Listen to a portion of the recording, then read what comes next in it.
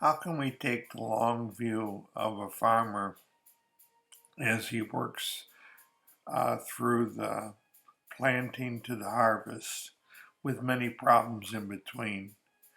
Life's not fair, and sometimes we have to take the long view in dealing with it. Well, welcome tonight to our study of James. As we're not quite at twilight, but the day is coming down, and I hope that you know where you're at, that you're safe and healthy. We're going to be looking today at James chapter 1 through James chapter 5, verse 1 through 12. And we're going to be picking up when riches become evil and how it affects us in our battle of it. And as I see it on our trial page, when we're looking at it, we have, the test of money that's used unwisely and even sinfully. Okay? Yes, we're talking about probably people who may be unbelievers, but if they are believers, they're carnal in their belief, they're wrong here, and it affects us. Life's not fair. We have problems because of their misuse, and how do we look at it? How do we deal with it? Remember, life isn't fair. Jesus told us that we will have tribulation in the world. The world isn't fair. The world is always centered around number one, always. And, you may look at it from different governments, different philosophies, but the who's who usually is on top, and how they treat others is very, very important. You can move around a bit. And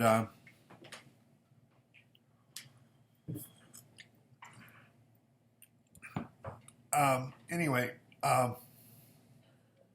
so we have to, learn from the example here that's given to us from the farmer, and that he sees many problems that occur the minute he plants his seed, hoping for the first rain to give it good ground.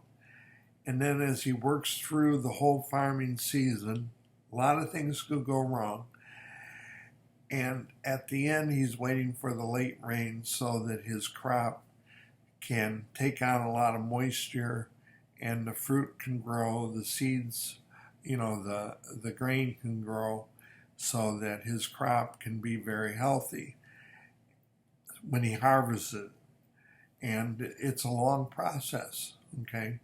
And that's certainly what life is. And life's not fair. Well, join the club. But there are some really good examples of people who were treated unkindly, unfairly, and they saw God's care and provisions in their life as they dealt with it. Remember, as we're applying these principles of wisdom, we want to be ready for the Lord's return. Okay? We want to live in the moment knowing that today He could come back. That certainly affects our behavior. And we want to do that in our trust in the unfairness of our life. Okay? The Lord is compassionate. He's merciful. He's got us. He's got us. Even in life and even in death, the Lord has us. Okay? He's going to bring us home. And our weeping will be turned to joy. So as we look at these scriptures today, we're going to be looking at that. Now, I wanted to show you here, life's not fair. The devil is roaming the earth, looking for those who he may devour. He has schemes. He has plans. And he often, he always is, Satan himself. He's often in the most strongest places of power that's on the earth. Okay? And he's at home there. And so you're going to find him in the world's capitals. Okay? He's going to be in Washington, D.C. He's going to be in Moscow. He's going to be in London. He's going to be in Beijing. He is going to be in Paris. He's going to be in the capitals around the world. He's not very likely to show up in our small town. He's got his minions to do that. But where Satan likes to be is at the center of world power. And here you have a picture at Pergama where the temple of Zeus is, and where you see that one tree there, you still see the foundations around where the temple was built. The temple itself was dug up by the Nazis in the 1930s, and they took most of the temple back to Berlin, most of the fragments of it, and of this temple of Zeus. And you can see that in the museum there in Berlin and what it looks like.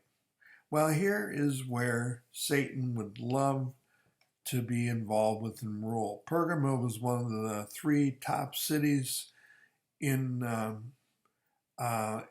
Asia or Asia Minor, and he was very comfortable here.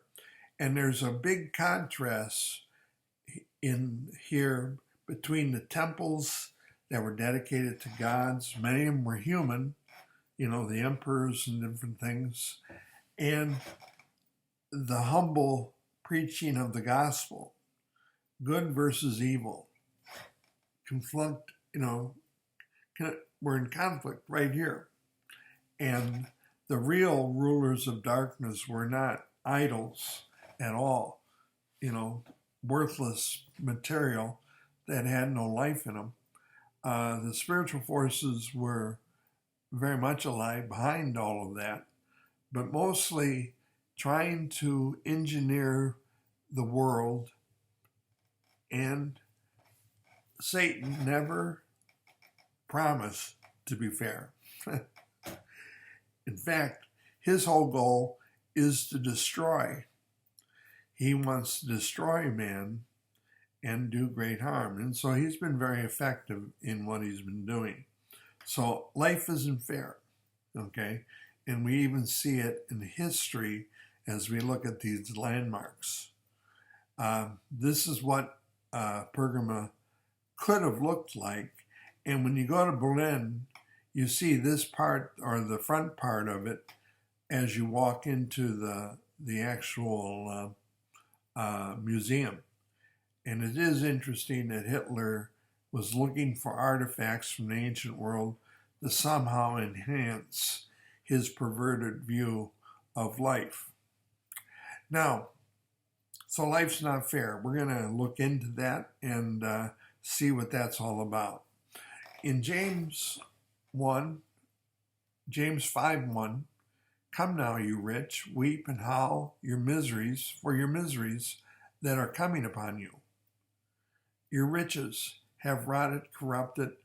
Your garments are moth-eaten. Your gold and silver have corroded. Okay, and their corrosion will be a witness against you and eat your flesh like fire. You've heaped up treasure in the last days.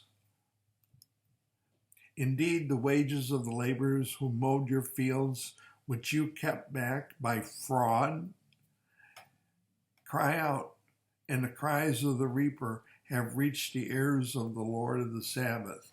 God sees all, and people now have cried out to him for justice because they've been cheated. They've been cheated out of their wages. And, they were not paid. And the laborers here absolutely depended on that payment daily. So, it's just very important for us to see the sins here of the rich. Okay, and you have lived on earth in pleasure and indulgence, luxury. You have nourished or fattened your hearts as in the day of slaughter. Okay, you've taken care of number one pretty well, but you haven't had any concern for anybody else. You have condemned, you have murdered the just. He does not resist you. So basically, the rich have used the legal means to make sure that they are in a position of great wealth and power. They have done every kind of scheme that have hurt other people, even murder, even lying, even cheated.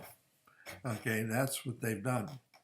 And when we consider the sins of the rich, this pretty much agrees with what the prophet said in Isaiah 3:13-15.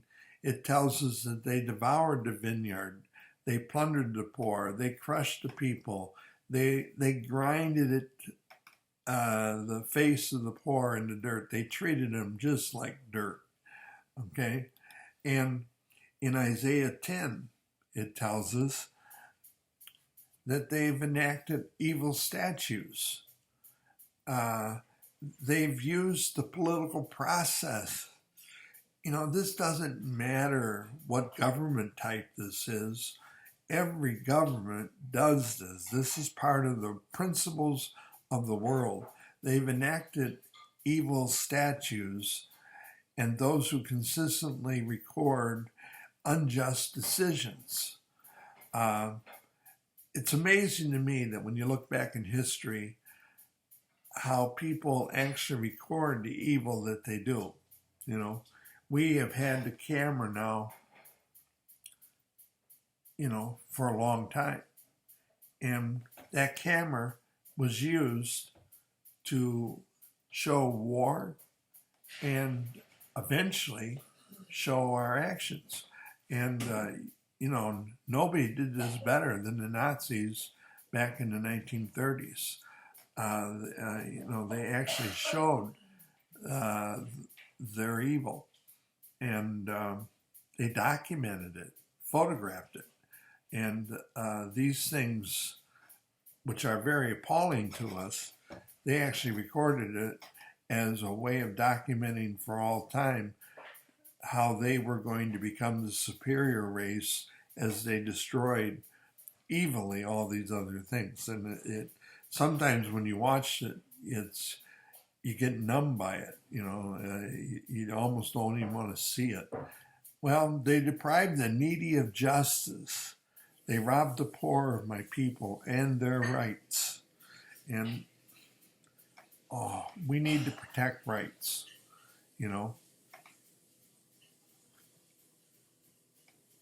We don't need our rights taken away. And who's going to take them away? Well, the wealthy will do it, And admittedly, the wealthy changes.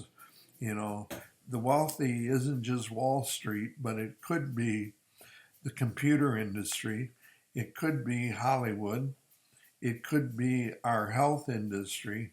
But rights can be violated and taken away so that whoever is the elite, they're the ones on top. They have the power, and they've taken it away from from people. Widows and their spoil. They may plunder the fatherless or the orphans. Exact opposite of what we should do in a good religion, which is to care for the widows and the orphans. Okay, So you can see the sins here are many. Amos tells us that not only men, but women can be involved in this evil process. They oppress the poor and they crush the needy. All right. And women are often behind these schemes of evil. Okay. Jezebel stands out for a reason. And then in Micah, they scheme iniquity.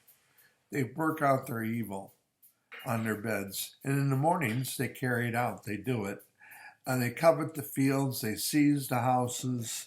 They rob a person of their house and their inheritance. They have no way of taking care of their family or their retirement. It's all been wiped away. Okay? And they've done it to take care of number one.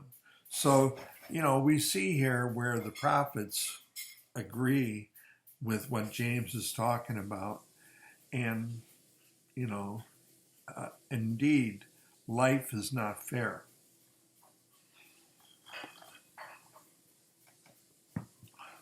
Well, the good news is about that is that the Lord is keeping track and he will judge.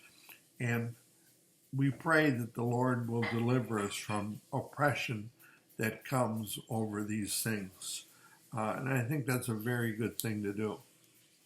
Now, as we switch here to in the audience from the rich, who I think are outside the church, but if they are in the church, then they're either carnal or they're not saved. But they probably are unsaved outside the church that are practicing these things. And even today, the rich rarely go to church. And certainly they're not listening or changing the way they think. But boy, they need it. But here he says, therefore, be patient, brethren, until the coming of the Lord. Okay? When the Lord comes, he's going to balance the scales. Okay? He will do that. Patience has to do with the ability to work through the trials. Okay, that's part of the wisdom here. We're working through the unfairness that has happened to us because of the rich and their oppression to us. The rich may take away our right to speak. You may not be able to share what you know about God because people are going to prevent you from doing that. So you have to learn to work through it and to be patient and trust the Lord through it, because getting through the harvest, the planting and the harvest, there's a lot of things that can go wrong that you have to deal with. And each one of them, you have to take to the Lord. Each one of them has its own wisdom that you have to apply. But as you do that, then you can, you can see how God is helping you through it. Okay, so be patient, have self-control, one of the fruits of the Spirit. Be slow to retaliate. Be wise in your actions and what you're trying to do, as the Lord wills, as you plan, whether it's, for example, I have a thought on retirement, and earlier times, if we lived in an agricultural setting, the family farm took care of the family from the age to the very youngest. And usually people lived together in a community farming that farm, and so the family took care of their own. And when you were older, for example, you may not have worked as hard, but your wisdom was applied throughout the farm, and you did do some things in the farm. You never really stopped working, but you may not have worked as much because of the aging process. But also, there was the care for your needs done by the family. Um, as we've moved from that kind of culture and way, we've kind of changed how the family cares for each other. And it's a real challenge to keep the family bond together, isn't it? Family needs family.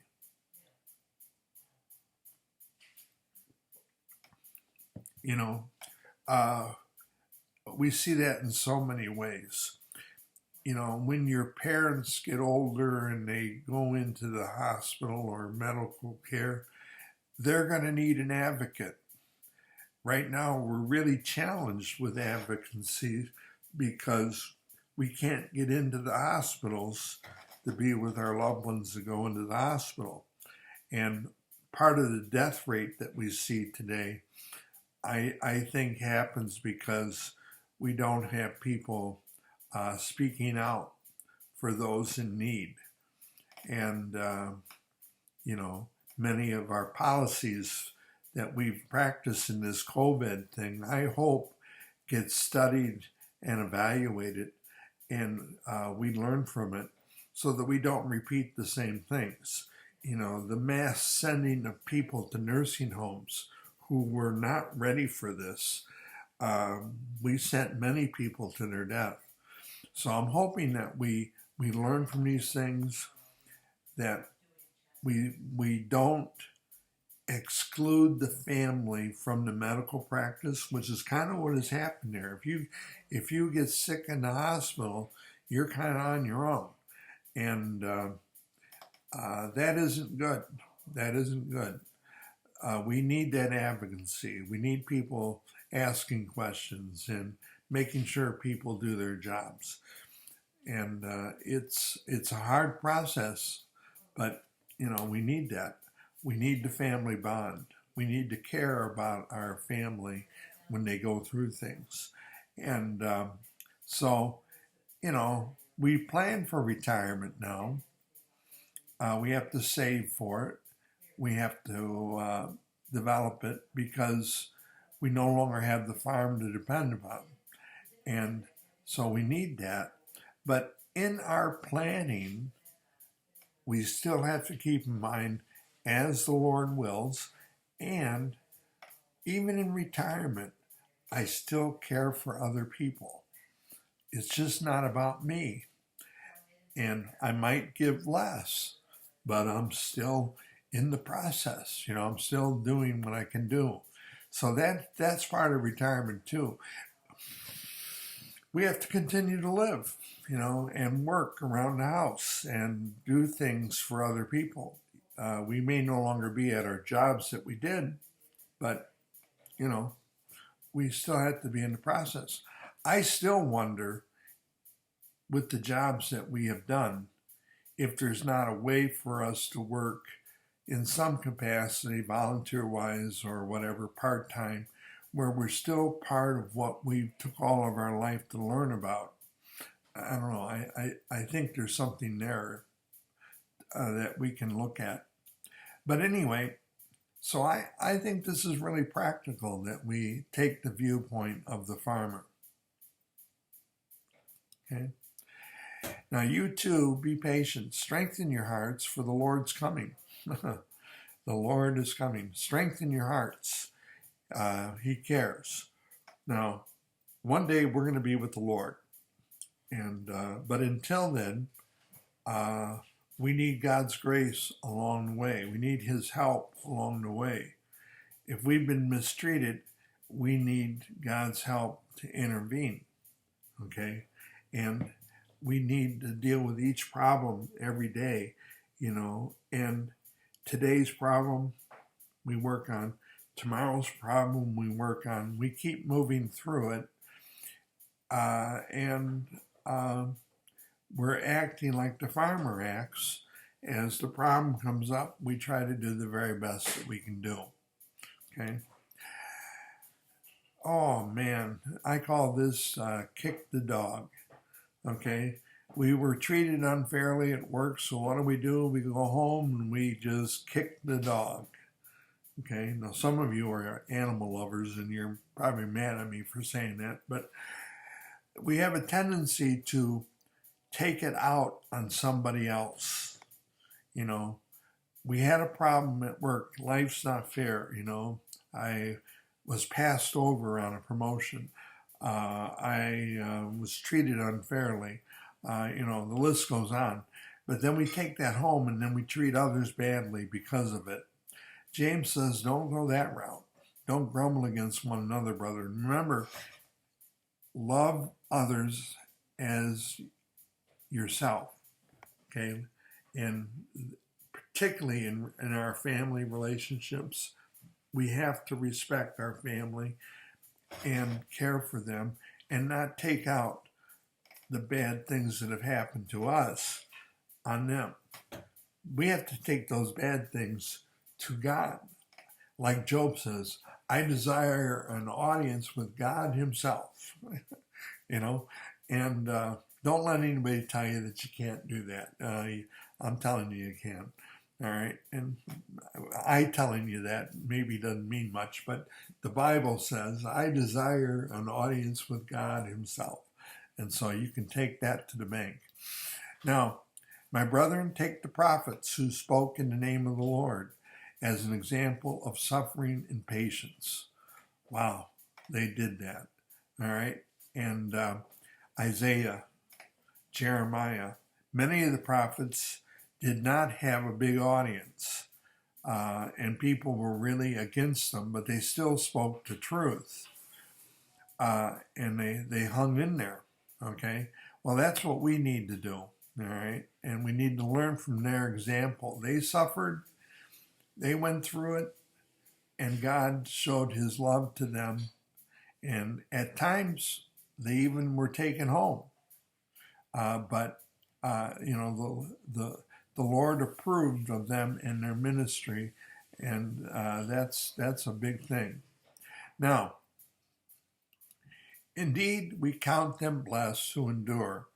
Have you heard of the perseverance of Job and seen the end intended by the Lord, that the Lord is very compassionate and merciful?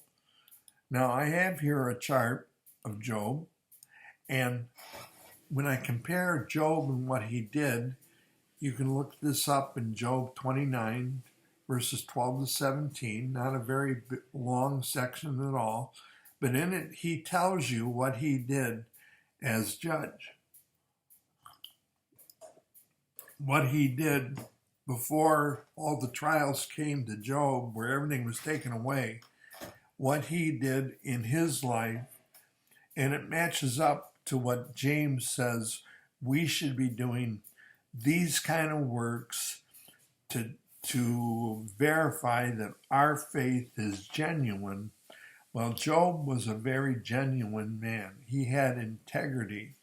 And before you argue against Job, if you ever read Job, keep in mind that God approved of Job. And he really, he mentions Job everywhere in favor. He's in favor of this guy. So be careful. Now, the guys that were trying to counsel him, his so-called counsel friends, okay, those guys, they didn't lift one finger to help Job. They did nothing but criticize him and blame Job for his problems. They didn't help him with his condition. He was both naked. He was both without food. He was sick. They didn't do anything to help him at all. Look, if you look at that book, they didn't lift a finger. And I contrast that with the Lord Jesus, who gave us the story of the Good Samaritan, who did not tell the guy on the road that was beaten and left in bad shape. He didn't condemn him. He put him on his donkey. He cared immediately for his wounds. He gave him a provision of water, and that helped him. And then he took him to a place where he could get rest, where he could get food, where his body could heal, and he would be clothed. And then he was going to come back to see how well the guy did. Well, that's what Job's friends needed to do. They didn't do that. But this is what Job did when he was a judge. He delivered the poor who cried out. To the fatherless and the one who had no helper, he helped. The blessing of the perishing man, he was with the dying, and he gave comforting words of hope in faith in God. And he was there in their last breaths. He caused the widow's heart to sing with joy. His clothing as a judge was righteousness and justice. Micah 6:8 says, I have it right here in my cup, He has told you, O man, what to do. And what does the Lord require of you but to love justice, love kindness, to do justice, and walk humbly with your God? That's what Job did, okay? He was eyes to the blind. He helped people who were blind get to where they were going. He may have done things to help that blind person in that process, see who was taking care of him and all that kind of stuff. I was feet to the lame. Somebody that couldn't walk, Job was there to help him out. And again, maybe oversee how that person was cared for. He was father to the poor. He would search out the case that he didn't know just to deliver a good judgment, a good evaluation. He wanted to know the truth. When the wicked were really wicked, he broke the things of the wicked, and he plucked the victim from his teeth. He saw the predator who was taking advantage of other people, and he came down hard on that predator. All right? He came down hard on the person who was in James 5:1-6. He came down on that person who was not being fair. He came down on that person who was defrauding people and stealing.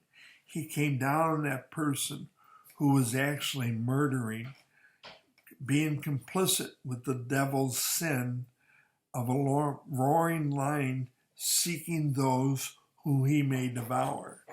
Job was the man against that. And Job had integrity. He's quite a fella. So we can learn from that.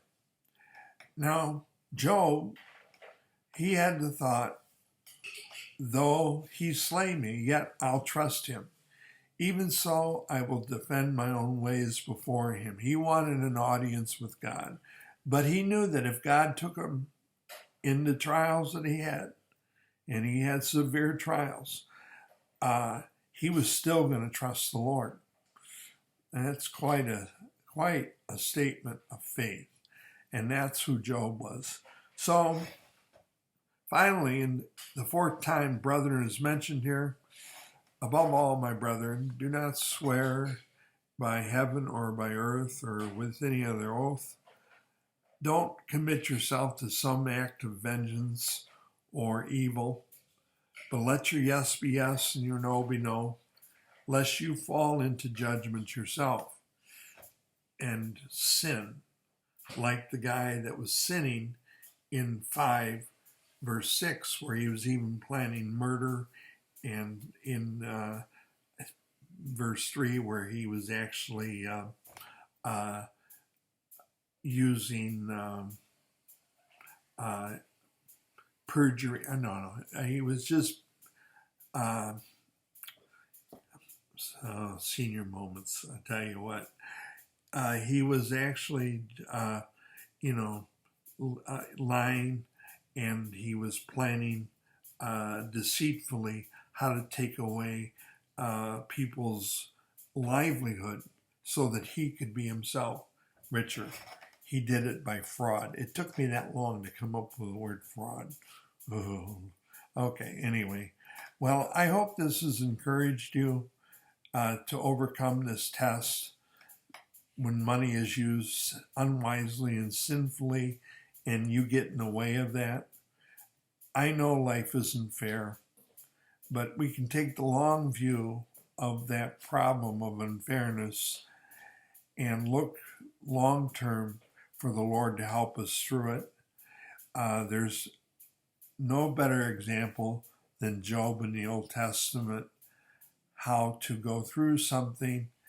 And of course, God does eventually have, Job does have an audience with God, and the Lord blesses Job greatly. Okay. Now, okay. I hope these things helped you, and until next time, may God bless. Share these studies with friends. During the COVID crisis, people may be interested in things that they can do at home for their own spiritual growth.